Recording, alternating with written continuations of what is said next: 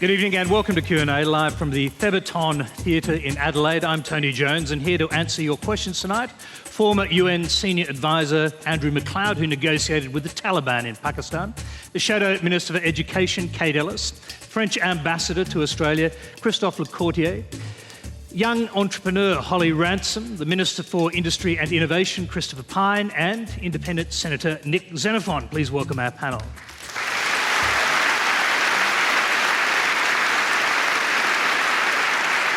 Thank you. Now, in the aftermath of the terror attacks in Paris, we've made some late changes to our panel, as you've seen. On behalf of us all, I'd like to offer an especially warm welcome to the French Ambassador, Christophe Lecourtier. Thanks for being here.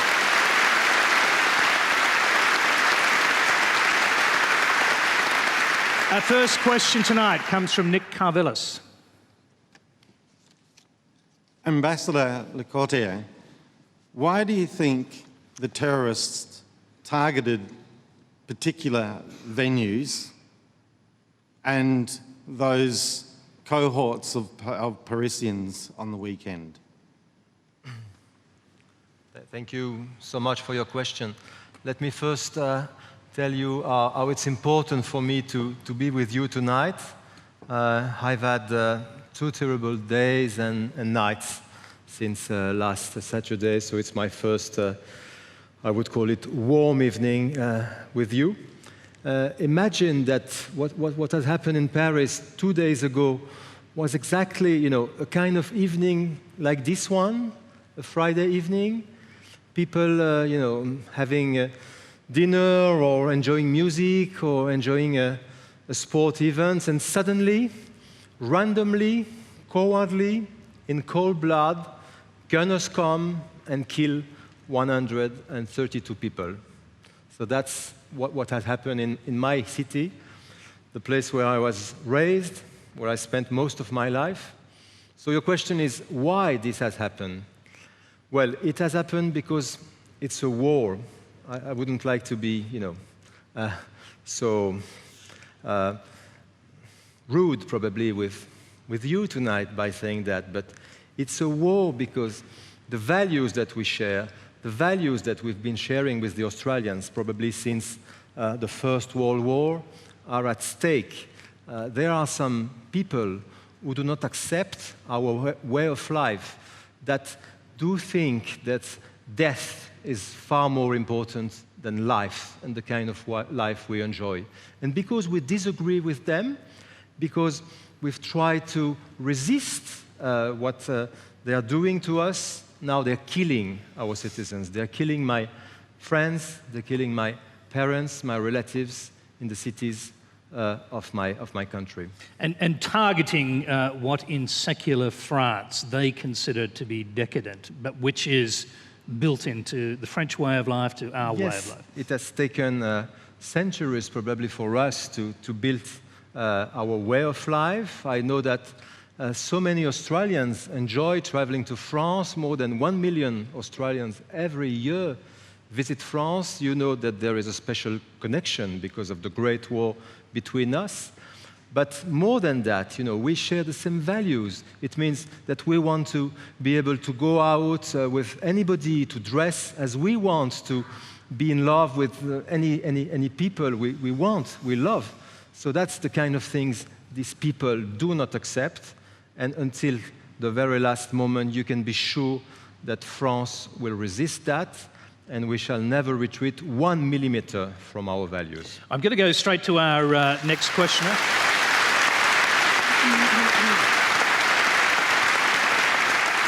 Thank you. Go straight to our next questioner. It's Terry Houghton. Bonsoir, Ambassador and panellists. On Saturday, my wife, Julie, and I received a message from a French friend responding to the terrifying Paris attacks. It read, in part, "All are okay, worst attack ever. They say things will change now, from now. Very sad, dark chapter starting." Now, panellists, given what the ambassador has just said, where to from here? Ever tighter security controls or more sophisticated strategies firmly anchored on a strong understanding of the social causes of terrorism? Let's start with Andrew MacLeod, and I'll bring you back in a moment, Ambassador. Go ahead. Thank you, Tony. Let me start off by saying to Christophe, nous sommes tous Parisiens ce soir, and we're all with you ce soir. Merci beaucoup. There are two things to say very quickly. The first one is, these are now the times to be thoughtful, not emotional. It's not the time for slogans, and to that extent, I'm very happy that we're now being led by Mr. Turnbull rather than Mr. Abbott, because it is the thoughtful leadership.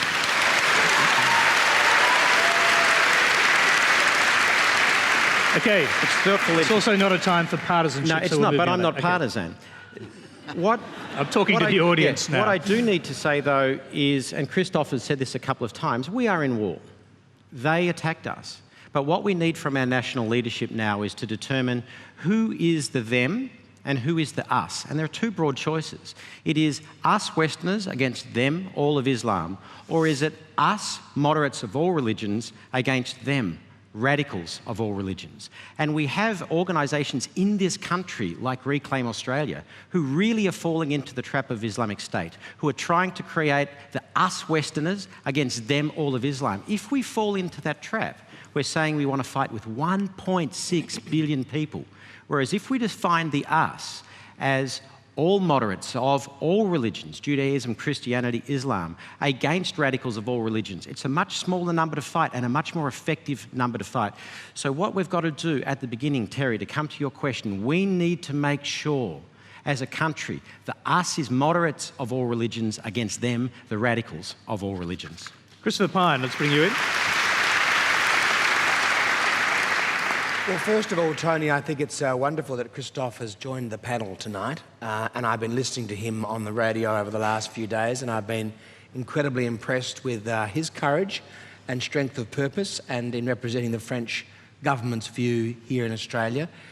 Fortunately, every Australian could be under no illusion about France's position. In terms of Terry's question, the very important thing is that we don't allow people to change our way of life. That the terrorists and the extremists want us to change the way we live. We are a very sophisticated, successful, liberal democracy, and we have to make sure that when this process is all finished, when this is over, and it will be over at some point, we are still a sophisticated, liberal, open democracy. That's the most important priority. How do we achieve that end? Well, we have to achieve it in a number of ways. We achieve it by continuing with our current way of life. And we achieve it by militarily defeating ISIS in Syria and Iraq. That is a necessary foundation for being able to go on with our way of life. But we achieve it too by not allowing ISIS to do what they want to do, which Andrew alluded to, which is turning Australian against Australian or European against European. So we mustn't allow extremist militant Islamists to represent the Islamic faith.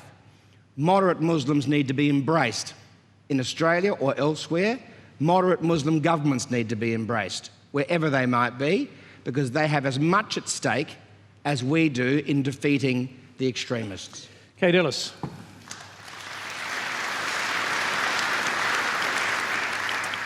Well, first of all, I would join with the other panellists in passing on my thoughts and my condolences to the ambassador, to the people of France.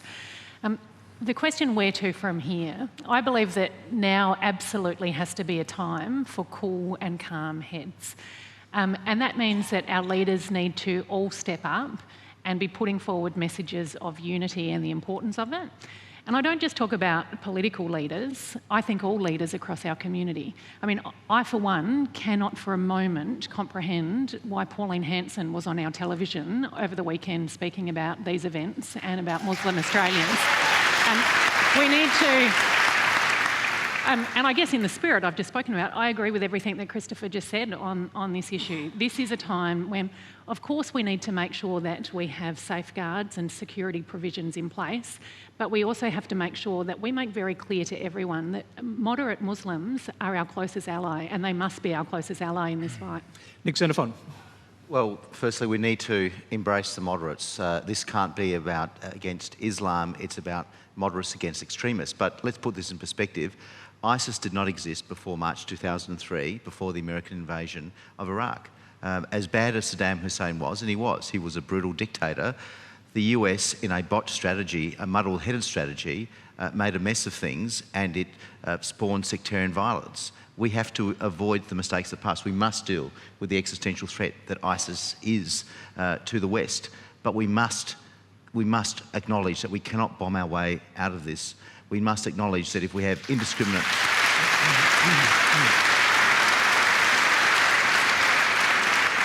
because what happened in Iraq was a bloody mess.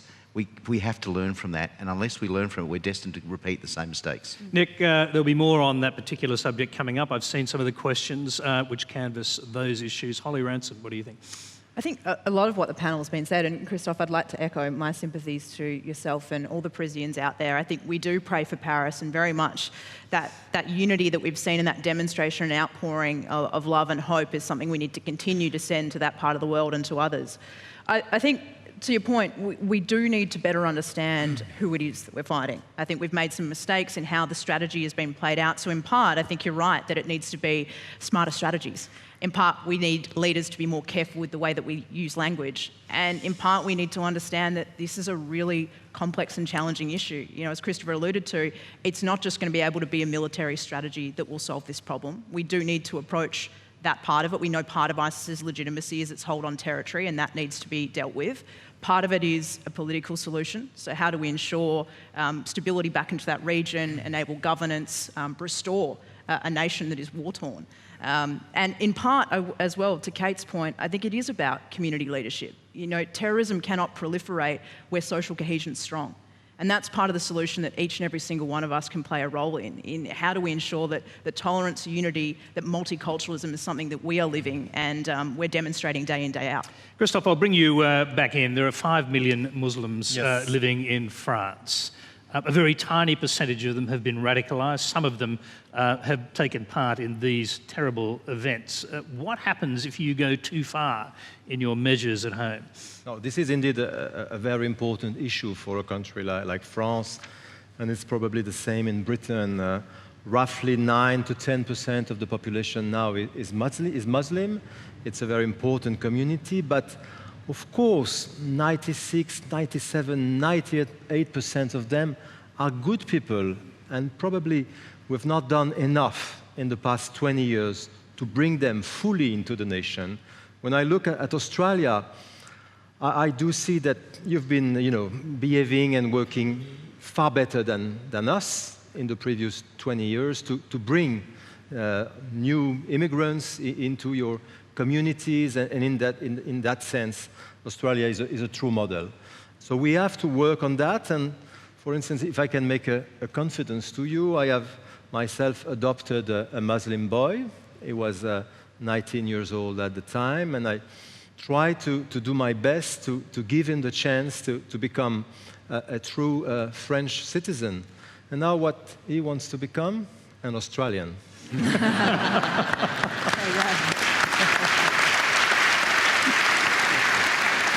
I'm not going to say whether that's a wise choice or not. Let's go to our next question. It's from Mohammed Al-Kafaji.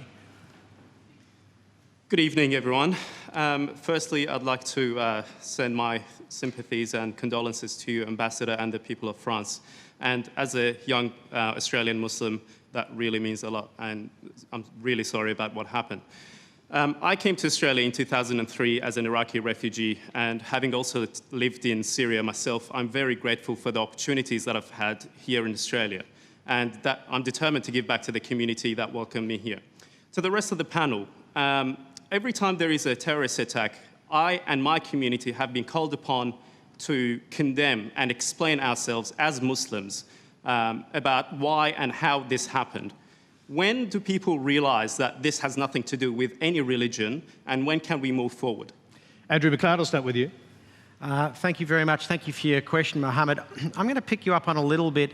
It's all very nice for us to say this has nothing to do with religion, but that's not quite true. Religion is used as a motivator for people. And in fact, you can take parts of the Torah, the New Testament, and the Quran, and take these provisions, and they can be used to inspire all sorts of hatred. And across the centuries, different parts of different religions have done so. What we see in this century, because of the impact of information technology, a vast spread of communication, is the distorted message of the religious text is passed to a lot more people and a lot faster. So religion is used as a motivator, but are these people true Muslims? I don't think so. In the same way that a pedophile priest has done such a heinous act that it takes him outside of the spectrum of Christianity, in my view. I don't care how much a pedophile priest tells me he's a Christian, his actions prove to me he's not. And I don't care how much a terrorist proclaims Allahu Akbar, he's not a Muslim by the very actions that he's undertaking. But we need to be aware that religion is being used as a motivator. And that's part of what I was talking about earlier, about setting up the world of who is the us and who is the them. And our language and our words now have to be very, very important. If we want us to be all moderates against all radicals, consider this. When the Charlie Hebdo attacks happened back in January, the tragedy in Paris, 12 journalists were killed. In response, we, the West, a number of world leaders and hundreds of thousands of people protesting up and down the streets in Paris for an objection to the murder, but also demanding the right to free speech and demanding the right to offend. Everybody recognised those cartoons were offensive. Yet a few weeks earlier, 132 children and 9 teachers, including a friend of mine, were butchered in a school in Peshawar in Pakistan because the children had committed the sin of being the children of military officers who are fighting the radicals that we too are also fighting. Yet we said almost nothing. So what is the signal that we're sending to moderate Islam? We will protest loudly for the right to offend you, but we'll be silent when your children die. Is this the way that we create a collaborative partnership with moderate Islam? And you want to know something? I really don't like the term moderate Islam. I would prefer to say real Muslims. There are extremists and there are real Muslims. Moderate Islam are just like all of us, normal, everyday people that follow the God of Abraham, like Jews, like Christians, like Muslims. But the terrorists have stepped so far out of that, I don't think it's valid to call them Muslims. I don't think it's valid to say they're religious. But we do need to recognise, Mohammed, that religion is used as a motivator. Can I just go back to Mohammed? Do you want to...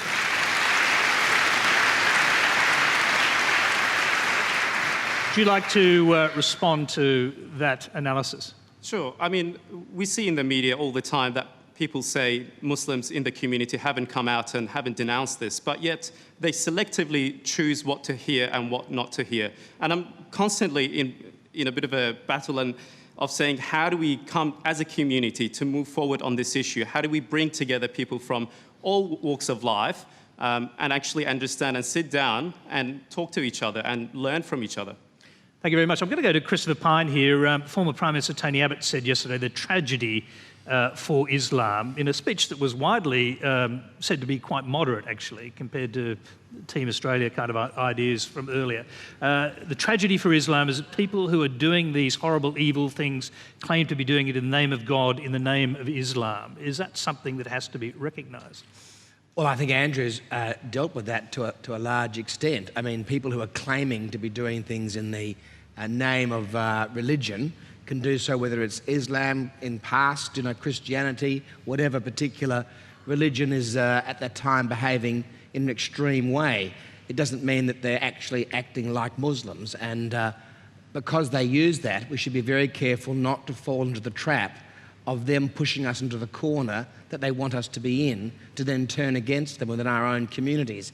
Now, Andrew mentions the massacre in Peshawar, but only in the last week, I think over 40 to 50 people were killed in Beirut, which is a very moderate, sophisticated city in the middle of the Middle East, and we didn't say enough about that at the time. I remember thinking at the time, we should say something about that, but of course we didn't know what was going to happen in Paris on the weekend. And now in hindsight, of course, the point that you make, and the point that Muhammad makes, brings home that we must say things when those things happen. Before I just hand the microphone back to you, though, Tony, the Muslim communities do come out and condemn these acts when they occur. They shouldn't be called on to do so because it suggests that they didn't want to do it. I agree with Muhammad. I've never known one of these things to happen where Muslim leaders in Australia didn't come out and condemn them. But by the very act of demanding that they come out, you suggest that they didn't want to. And I think that is something we must stop happening in Australia. Whoever is doing that must stop it, because it is a pejorative demand. I don't know any Muslims in my community who would think that the acts in Paris or in Lebanon or anywhere else were reasonable. And their leadership should react exactly the same way as everyone else's leadership, which is to be horrified and aghast by it. Xenophon. Christopher, you'd agree, though, that when Prime Minister Abbott said, I wish Islamic leaders, when they condemned terrorism, really meant it, that wasn't helpful, was it? Well, I'm not going to be partisan and political, Nick. I mean, no, you're not. I think okay. But that wasn't helpful, and I think the Prime Minister Turnbull's language is much more reasonable. It's nuanced. Malcolm said on the weekend that there needed to be a political solution in Syria. I think that's a statement of the obvious. We have to have a military solution in order to reach a political solution. But in the light of what happened on the weekend, I'm not going to be partisan or political about these events. No, but I think it's important to say that I agree with you. We need to embrace real Muslims, moderates, or however you want to describe them, because that is the solution to this. And that's why the Grand Mufti of Australia, who I know, Professor Ibrahim Abu Muhammad, was unequivocal in his condemnation and expressing his condolences and grief for what occurred in France. And that's Australia's Islamic leader. I think it's very encouraging. Okay, we're going to move on to some other questions. Just briefly before we do that, Andrew, you mentioned those school children slaughtered in Peshawar in the military school, and of course the Taliban killers justified what they were doing by saying those children went immediately to heaven because the last thing they heard was Allah Akbar. This is something we need to understand. A lot of people say terrorists are crazy, insane, stupid. Actually, they're not. I'm going to say something that might offend one or two people, and I apologise.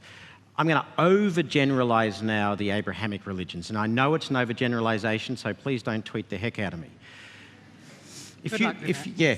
If you believe in God, and lots of Jews, Christians and Muslims do, and you believe in heaven, and lots of Jews, Christians and Muslims do, and you believe there is a certain code of conduct you need to follow that gets you into heaven, and lots of Jews, Christians and Muslims do, then it's logical to follow that code of conduct. It's not crazy, it's logical. So the question now comes is, who taught you what code of conduct? What are you following? You learned yours in your schools. People learnt theirs in their schools, which is why the challenge in countries like Syria and the challenge with radical Islam is a multi-generational challenge, because there are people in that community who have been taught, in my view wrongly, that the code of conduct to get into heaven is to do this sort of thing. There is a rabbi, Jonathan Sachs, who's written a book in God's name, not in God's name. And if you want to understand this dynamic, it's a wonderful, wonderful book, because he talks about a thing called dualism, which is creating the us versus them fight. And once you create the us versus them fight, it's very, very easy to be destructive of other human beings. And then he says you move from there to a thing called altruistic evil. Because you're not doing this bad thing for yourself, you're doing what God commands you to do. It's now not evil, it's altruistic. It's following the teachings of God. Altruistic evil and dualism, us versus them. And we've got to be very careful. They're not crazy. They're following a logical path based on an educational framework that I just happen to think is grossly wrong. Christophe, is that something the French government is going to have to counter in this tiny group of people that we're talking about, and how do you do it? Well, I mean, there's a lot that we shall need to do in the coming weeks anyway. There's the risk also of radicalization of our own political life, because as you know, there is a populist party that is growing in the far right that probably is around 35% now. Marine Le Pen. Marine Le Pen. So this is not only something French, it's also happening in other countries in Europe. So probably it's evil against evil, and that's what the terrorists are looking for, to radicalize the country, to organize a kind of, struggle between different communities of this country. So there's a lot of work that needs to be done, and needs to be done right now. Yeah. Let's move on to our next question. It's from Diana Piantadosi. Apparently, one of the attackers who carried out the atrocities in Paris posed as a refugee to gain asylum in Greece. While I know circumstances like this are extremely rare, exactly how are we selecting the 12,000 Syrian refugees Australia will be offering permanent protection visas to? The former PM Tony Abbott said we would be offering asylum to those most in need of protection, women, children, and families from persecuted minorities. But my understanding is the most persecuted minority embroiled in this crisis is actually gay men who are actively hunted and meet especially brutal ends. So exactly how are we determining who is most in need of our help, and how is the government making sure no one ill-intentioned will slip through the cracks? Holly, you're not here representing the government, but I want to hear you on that question first, because there's obviously going to be, in some parts of the community, and Christophe just alluded to it in France, a kind of backlash now against bringing refugees from Syria into various countries. Yeah, there will be, and I think the point was made in Diana's question, though, that this is an extreme minority, and I think it's really important that when we look at this issue, we don't conflate the humanitarian crisis with our response to dealing with an extremist group. I mean, we've got to be mindful that the people who are fleeing persecution, who are leaving, seeking security, seeking refuge, are the same people who are, they're fleeing the same people that perpetrated the attacks on the weekend. And so it's really important, I think, first and foremost, that we do continue to provide that. Now, if we need to add additional layers to our process, it's important we keep an eye to national security without a doubt in how we go about doing this. But I think we shouldn't waver whatsoever from our commitment that we've made to take 12,000 refugees. Kate Ellis. Well, I think we need to have a look at the extent of the crisis in Syria. We're talking about, at last count, 11 million displaced Syrians. We in Australia are talking about bringing in 12,000. Now we have, and we should, of course, make sure that we do background checks, make sure that we have our security arrangements in place. But we can go through a process and find 12,000 people out of 11 million displaced Syrians, and we should do that. We should also remember that when we're talking about us v them, it was Muslims who were the first victims of Islamic State. It was the people of Syria and the people of northern Iraq, and there are now millions of them displaced. And Australia is big enough and smart enough to find a way that we can do that safely. And I don't for a moment try and discount people's concerns. I absolutely get that there are people that are scared, people that want to know that we have precautions in place. We should make sure that we have our intelligence agencies have the capacity and the resources that they need to do this properly. But then we should absolutely do it, and we should do more. Christophe Pyne, we'll go back to the core part of the question, which was how are the 12,000 going to be chosen? And is there any even hint that Muslims will be excluded from that, and particularly Muslim men? Well, I think I agree with most of what Kate said. I would only add to that it's 12,000 in addition to the usual about 14,500 plus humanitarian visas that we issue each year. So it's 26,000 plus this coming 12 months. And I agree with Kate that I'm sure it's not beyond our wit to run a very serious filter over everyone coming to Australia. We have been doing that for decades, and we're pretty good at it.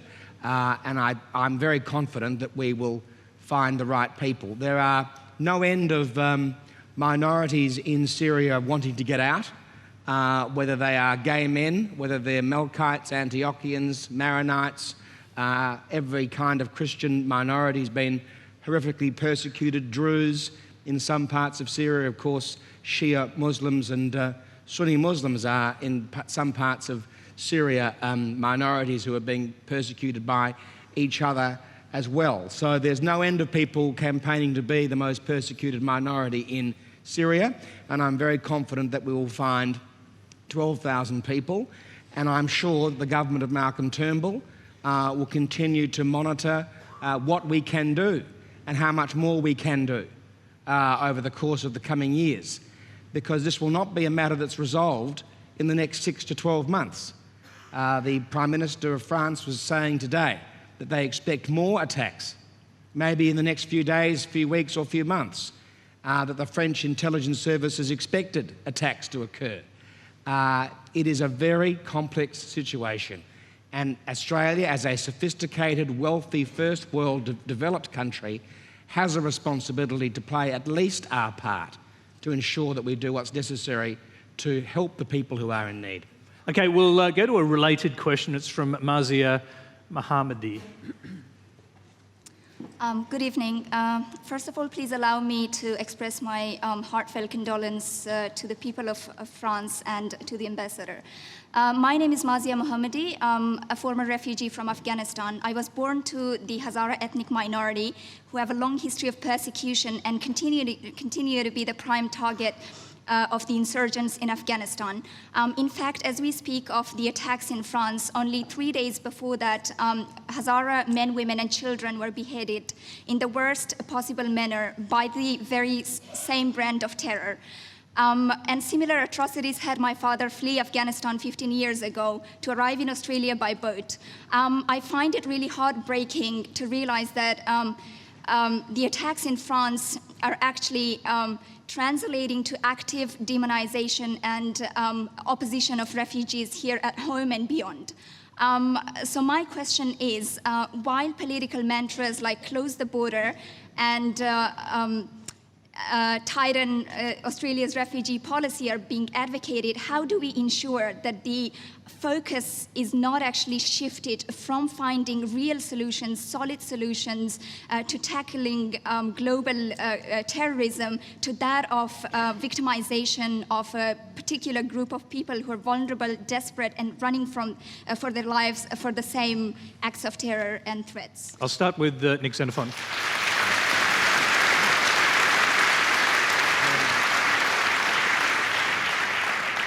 It's a terrific question. Taking 12,000 refugees from Syria is the right thing to do. It's a good thing to do. We're a big country with a big heart. But there are 12 million displaced people, as Kate said. It highlights the need for a political solution. What we've been doing to date has not been working. We've actually seems to have strengthened ISIS and strengthened the terrorists. We need to have a different approach. I was reading today a 2004 Pentagon report, US Department of Defense, where they actually said that their approach in dealing with the threat of extremists has been, to date, back in 2004, counterproductive. They said it's had the opposite of the effect intended. I don't know what Andrew thinks about that as an expert, whether he thinks it still applies. But the issue is this, I think the definition of insanity, as Einstein said, is doing the same thing over and over again and expecting a different result. We need to do something different.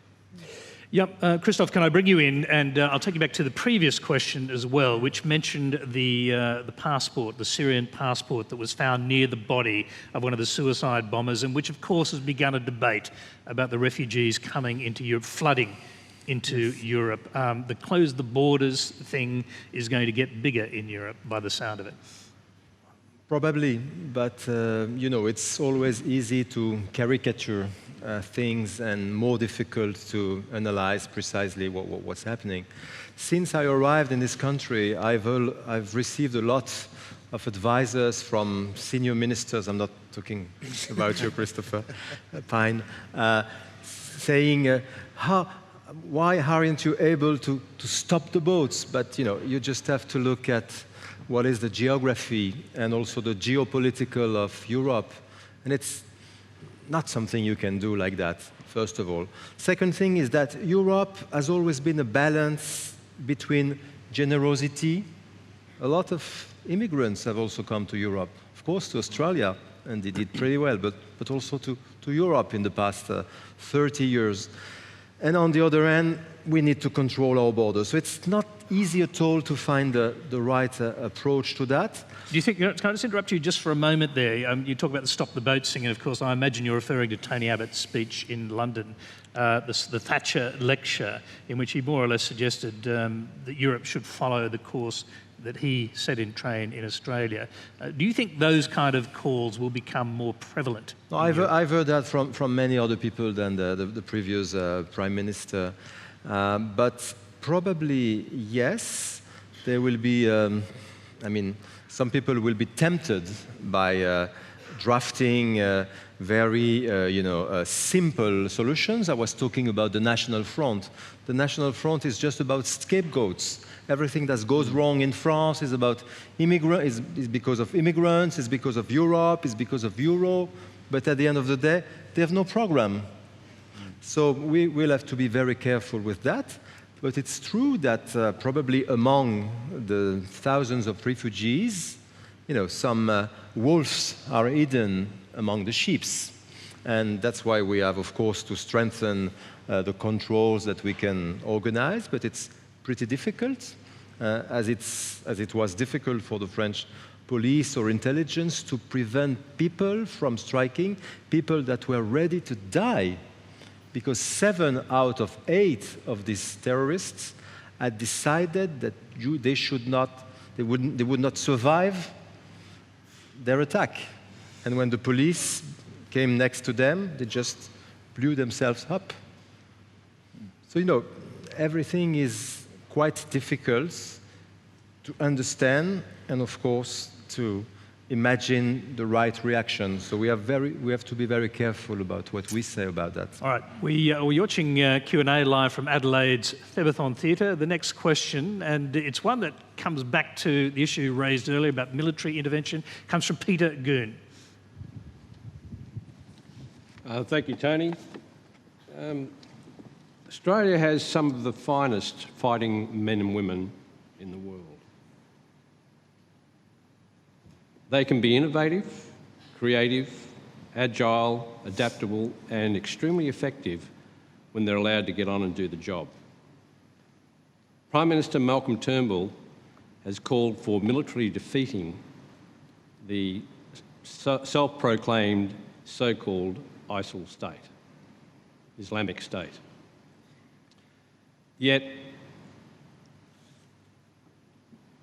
last month, the American-led coalition forces averaged only a handful of airstrikes per day. During the 1991 Desert Storm campaign, the number of airstrikes averaged 1,200 per day, leading the USAF's retired Lieutenant General Dave Deptula, a veteran of Desert Storm, to refer to the operation in Syria as Desert Drizzle. Coalition air forces are being constrained by untenable and inappropriate rules of engagement enforced upon them by the US administration.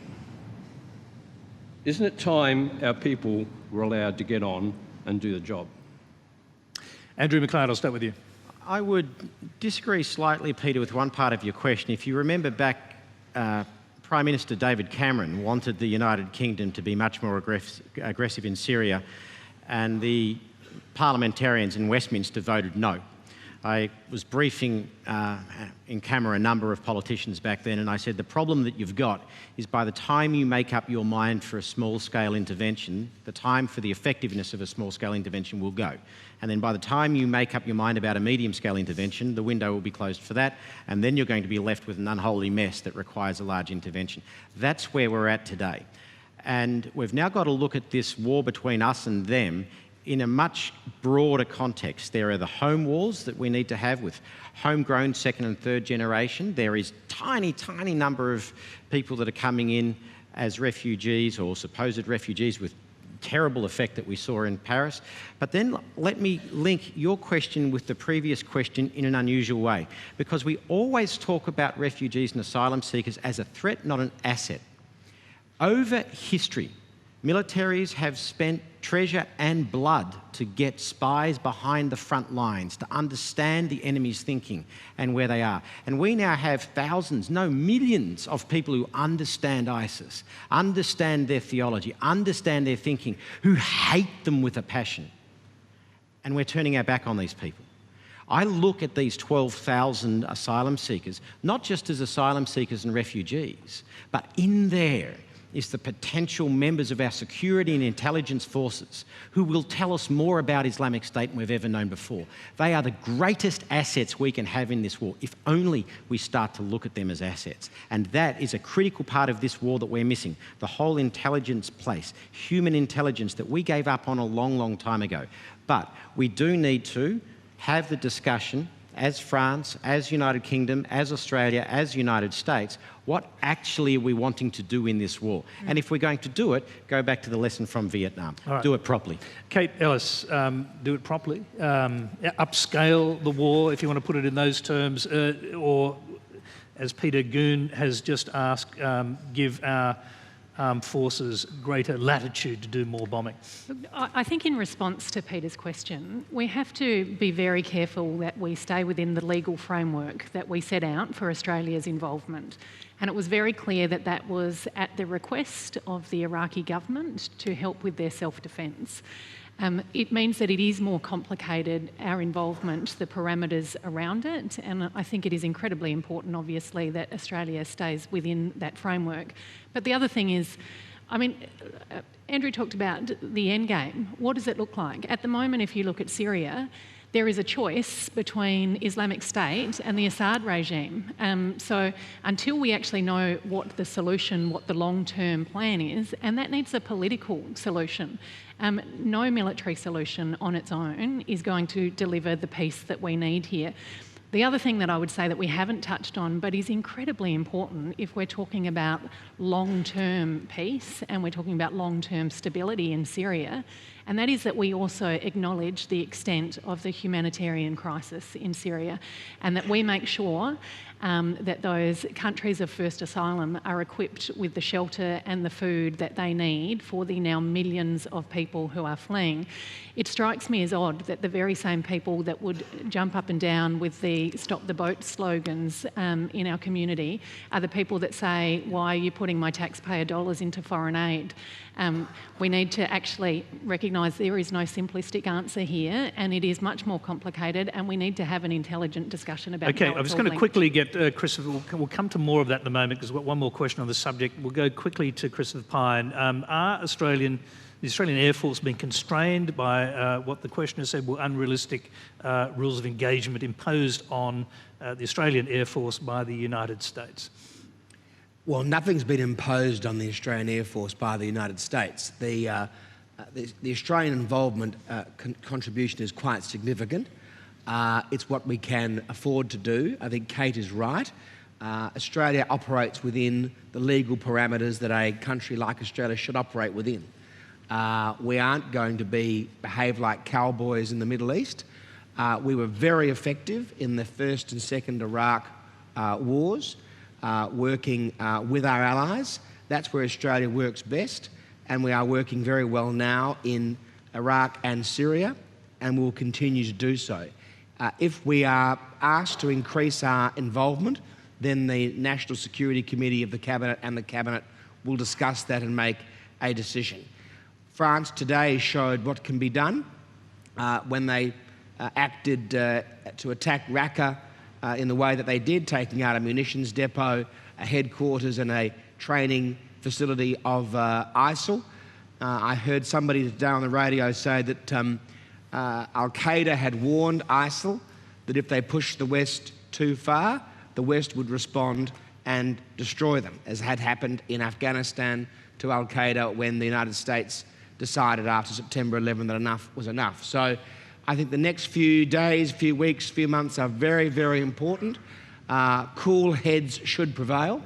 And Malcolm Turnbull's admonition to, I think, the Australian media in a generous and soft way was, don't expect a fire-breathing response from the government.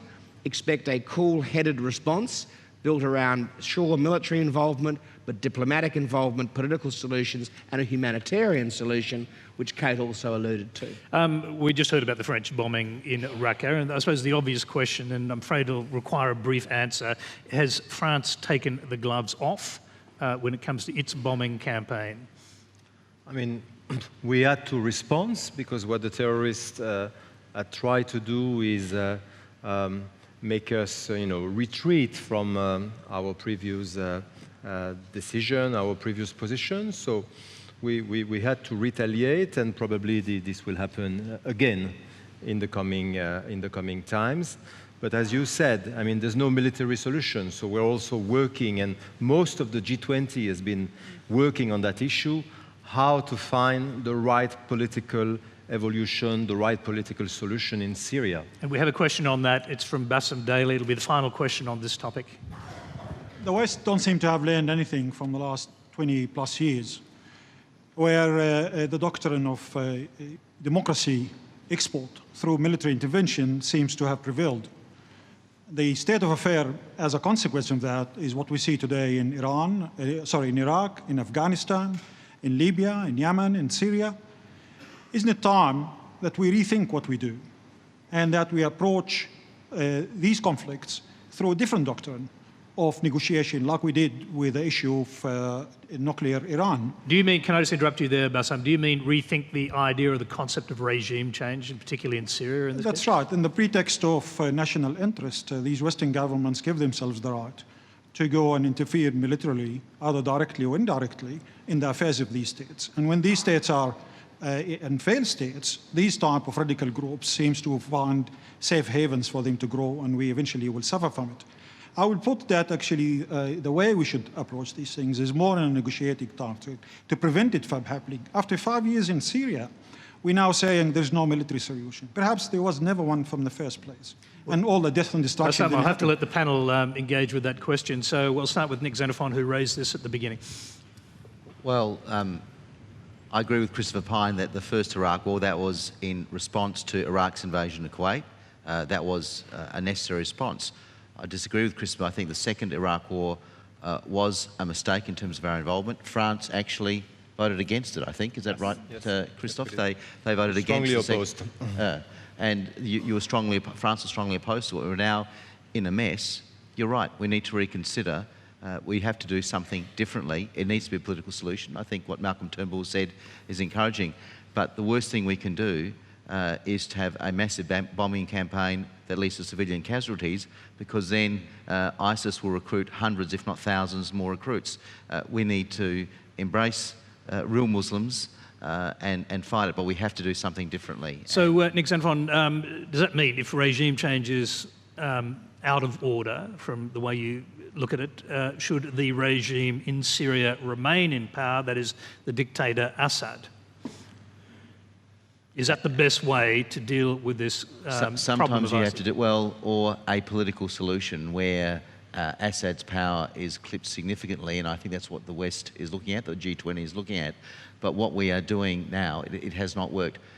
As brutal and as bad as Saddam Hussein was, it seems that it was replaced with almost a greater evil in terms of the hundreds of thousands of lives that were lost. We need to avoid the same mistakes. Holly Ransom, can you imagine the West contemplating, basically, particularly the United States, switching positions and backing President Assad to stay in power as a way of defeating ISIS? Look, I think one of the things we're expecting to see come out of the G20 in the next 24 hours will be not only part of the early stage of the political solution or the military approach, though I'm sure the language will keep it vague as to exactly how that will play out, but also in part the global humanitarian response and how everyone will play a role in that. I think the thing is, and it's actually an undertow that's run through a lot of the questions tonight, there is a need for new leadership, there is a need for new thinking, both in how we empower, to Mohammed's question, how do we bring new advocates out, how do we facilitate a different conversation, right to what Bassam was talking about there around how do we make sure we're not persisting with an approach that we've continued to see fall short and fail to create the outcomes that we're wanting. So while you don't see an about turn coming overnight by any stretch, you hope that we can come back to the table and rethink the manner in which we're going about engaging. And I wouldn't say the US will change its foreign policy by any stretch overnight, but that a global solution can start to look at new alternatives. Christophe, Lecourtier, the US bottom line for some time has been that there can be no peace plan for Syria if Assad remains part of it. Does France think that is the wrong approach? No, we still believe that Assad cannot be part of a final and stable solution. An interim solution, which is, I guess, the position Australia has adopted. At least at that stage, what we've seen, and that's one of the very few good consequences of the Paris attacks, is a direct discussion between President Obama and President Putin for the first time in so many months.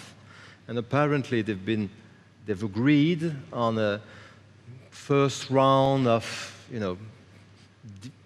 to define what could be this political solution, and at the end of it, Assad would have to leave. And France will not be supporting any solution that would leave Assad in its capital, because we do believe that is part of the problem since the very beginning, and that'll put you at loggerheads with Russia automatically and with Iran, who both want to keep Assad in power. Then it's probably a question of schedule and of doing that, implementing that step by step, and it's a matter of diplomats, as you imagine. Andrew, is anyone that diplomatic to get Russia and Iran to agree that Assad must go eventually? Maybe eventually. I mean, the thing about foreign affairs is and leadership in foreign affairs is almost always not a choice between a good option and a bad option. You don't need leadership in a good option and a bad option. You pick the good one. What we see in Syria, as we saw in Iraq, because there are debates on both sides, Nick, about would Iraq have been better with Saddam Hussein in place still butchering hundreds of thousands of people? There are arguments on both sides. And what we've got in Syria now is a balance of bad options. Do we leave Assad in power? Do we re-empower the Russians in their foreign policy? Do we go in and bomb the heck out of it? I mean, each of those options is a bad option, and the challenge for our leaders is to steer the way and find the least bad of bad options. When I said earlier, Tony, that if you're going to do it properly, I didn't mean just militarily. I meant the whole spectrum. And the big mistake in Iraq, in my view, isn't they intervened. The big mistake in Iraq was there was no plan for the recovery and the reconstruction. And the data is clear. If you don't get economic growth in a failed and fragile state, it will descend back into conflict every time. And as strange as it may seem, there was no discussion between military and political planners with the private sector to talk about how do you actually get the economy going again?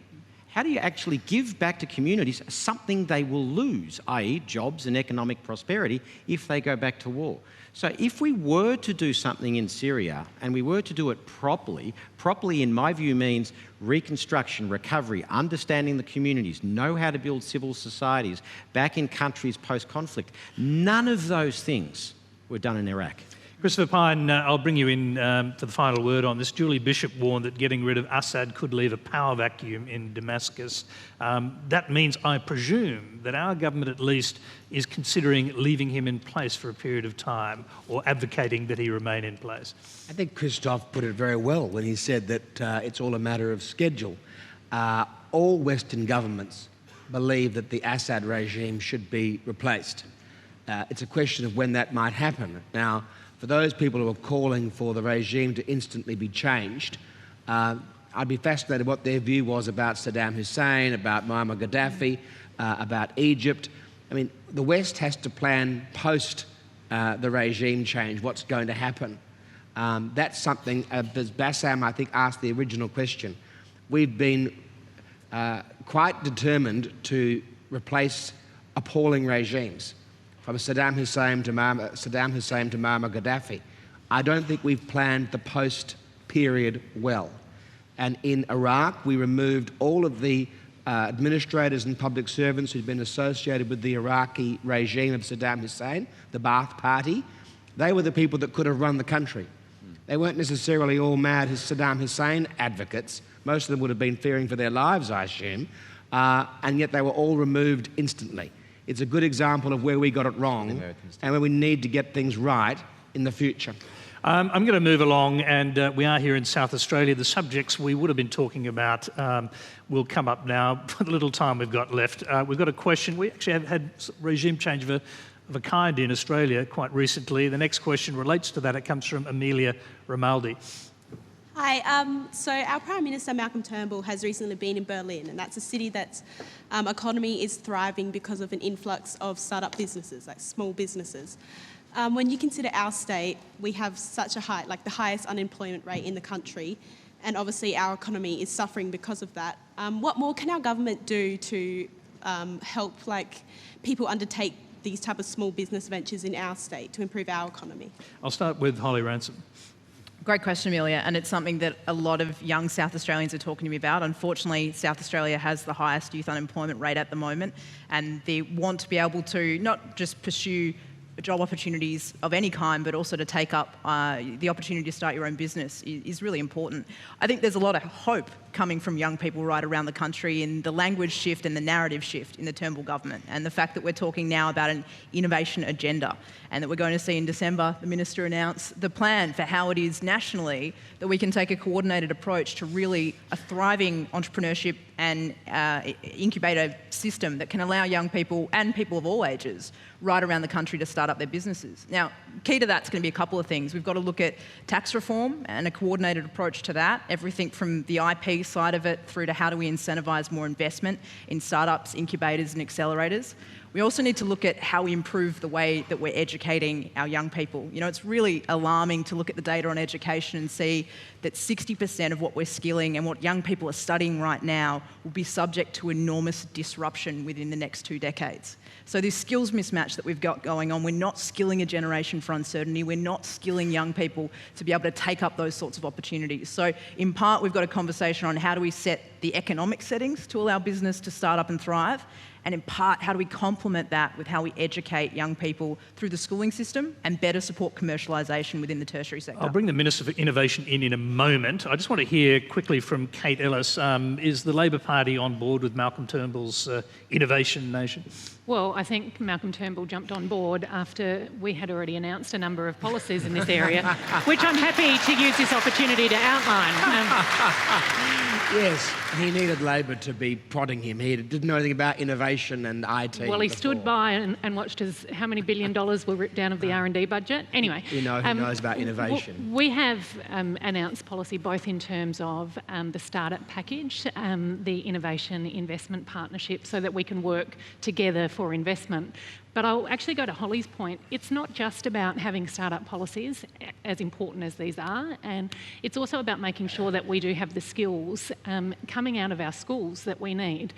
Now, we see that 75% of the fastest growing jobs are expected to require science, technology, engineering and maths.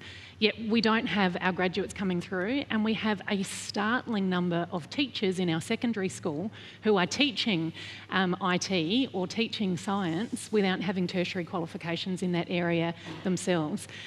We've been out on the front foot. Bill Shorten has announced policies in Got a all Labor of these government areas. here. Maybe you should be speaking to them. Well, and working with the state Labor government as well. But of course, I mean, we're talking about the skills that are taught in our schools under a national curriculum. We also know that it's really important that in the budget reply, when Bill Shorten announced every child will have the opportunity to learn coding, there's a lot of people of my age or older that kind of went, what does that mean? What is that all of that about? But when you have a look at what skills will be required for people that are in school today to gain employment tomorrow and into the future, we know that this will be as important as a number of the basic subjects that we were taught when we were at school. So it is about making sure that we've got governments that are prepared now to put the policies in place to match our skills that are coming out of our education system with the jobs of the future, and we don't have much time to spare at all. Okay, Christopher Pyne, Minister for Innovation. We just heard a little bit about what's coming. Now it's your turn. Well, I'm not sure how much time is left, but in the short time that is available, I'm very positive. I mean, it's been a very sober night on Q&A, and you'd expect it to be, given the events over the weekend. But I am very optimistic and positive about the innovation agenda. Malcolm Turnbull is instinctively and reflexively fascinated and energised by the possibilities of the new economy to replace jobs from the old economy and to be a powerhouse of Australia. We have the skills and the intelligence and the sophistication as a nation and the universities. So in December, we will hand down a national innovation and science agenda. It'll address things about the commercialisation of research. It'll address capital raising, talents and skills, government as an exemplar, I am the minister responsible. I can tell you it's very comprehensive. It is not a savings measure. It will cost money. It's a very important investment in the future. It has the capacity to be a real game changer for our economy, and I think it'll make a big difference. There's no reason at all why Australia can't be talked about in the same vein as Silicon Valley, Israel, Berlin, London, Singapore, Hong Kong, when people talk about high technology, advanced manufacturing, jobs of the new economy. And so I think it's going to be a very exciting time. And South Australia, with accelerators and incubators and 3 great universities and the Waite Institute and so much more here, can really get on board and not be negative about our future, but be incredibly positive about it, because I think the world is our oyster. Very quick follow-up, Christopher. New generation of submarines, part of the new economy, the old economy. Well, some of the important things that are handing down. Well,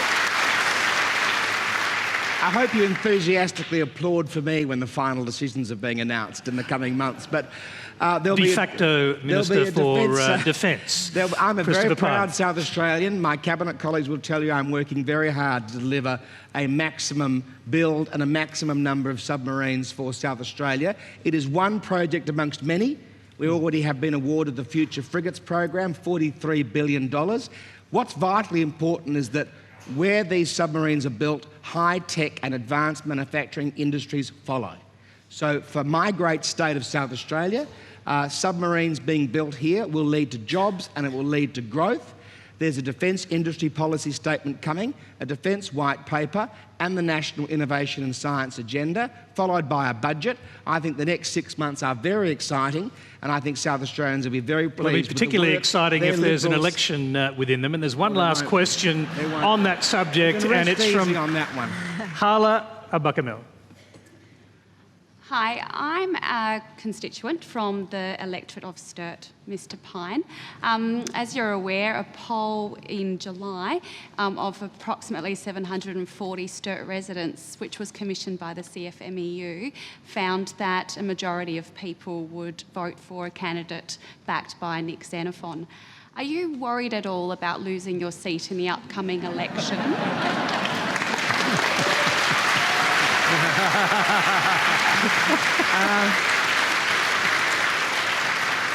If you don't deliver the submarines. I don't put any store by reach-tell polls at all. I think they are basically a waste of the people's money who are paying for them. I think face-to-face polls are much more meaningful, or proper telephone polls conducted by agencies. The environment in July is very different to the environment of today, and it'll be very different to the environment in 12 months' time when an election is due. And I'll put myself forward to the electors of Sturt, as I have for the last 22 years, and I hope that they'll re-elect me. I've worked very hard as a cabinet minister and as a local member for them and for you, and whether Nick Xenophon's candidate attracts a large number of votes, the important thing to remember is that we've had experiments with personality-based political parties. Clive Palmer, Pauline Hanson, Nick Xenophon. Nick Xenophon. Don't risk it. Nick Xenophon. Don't take the risk. I'm going to give you the final word here, because I think you possibly after that. More Clive Palmer parties springing up in the Senate and the House of Representatives. Okay, I'll tell you what I'm worried about. I'll tell you what keeps me awake at night. We are facing 200,000 jobs that we lost in this country at the end of 2017 when car making finishes in this country. We need to act immediately. We need to act with a real sense of urgency in relation to that. Today I spoke to 2 companies that believe that they can revive car making in this country in terms of a local build, local investment, and I know Christopher's been speaking to one of them, which is terrific. We need to, rather than bury the car industry, we need to look at its revival and renaissance, because as a nation we can't afford to let it go. And I can't leave. Just, you need to follow up on that question there. Well, democracy is a beautiful thing. Are you going to throw a candidate up against Christopher Pyne in Sturt? We're not going to throw them up. It'll be very strategic decisions. So it'll be a great contest. I hope that I've got the same way as Anne Bressington and Bob Moran. Yeah, okay. Okay. All right, we might leave those 2 with their face-to-face polling. That is all we have time for tonight. Please thank our panel, Andrew MacLeod, Kate Ellis, Christophe Lecourtier, Holly Ransom, Christopher Pyne and Nick Xenophon.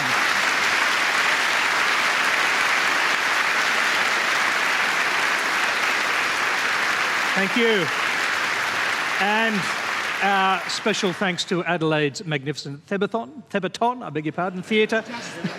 Theberton Theatre. You could call it the Theberton.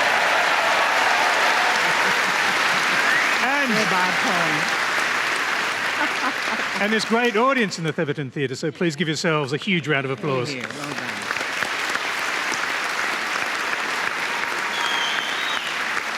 done. Okay. Next Monday is our final Q&A for 2015. We'll be joined by Environment and Climate Minister Greg Hunt, Shadow Infrastructure Minister Anthony Albanese, acclaimed novelist and former Middle East correspondent Geraldine Brooks, the former Finance Minister of Greece, Yanis Varoufakis, and businesswoman and economist Judith Sloan. So until next week's Q&A, good night.